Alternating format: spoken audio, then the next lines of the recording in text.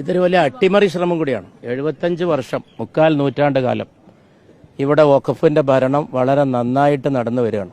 നമ്മുടെ ഭരണഘടനാനുസൃതമായ രീതിയിൽ ന്യൂനപക്ഷങ്ങളുടെ ഒരു വിശ്വാസ പ്രമാണവുമായിട്ട് കൂടി ബന്ധപ്പെട്ട ഒരു വിഷയം എന്നുള്ള നിലയിൽ മാറി മാറി വന്ന ഭരണകൂടങ്ങളൊന്നും കൈമേൽ കൈവച്ചിട്ടില്ല.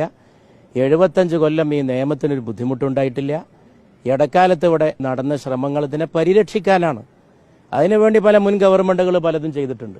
അതിനെ കാറ്റുപറത്തി അതിന്റെ ഡെഫനിഷൻ മുതൽ വായിച്ചു നോക്കിയാൽ അതിന്റെ സ്പിരിറ്റിനെ തകർക്കുന്ന, അതിനെ അടിമുടി മാറ്റുന്ന ഒരു സർക്കാരിന്റെ ഇടപെടൽ എന്ന് പറഞ്ഞാൽ പോരാ, കയ്യേറ്റമാണ്.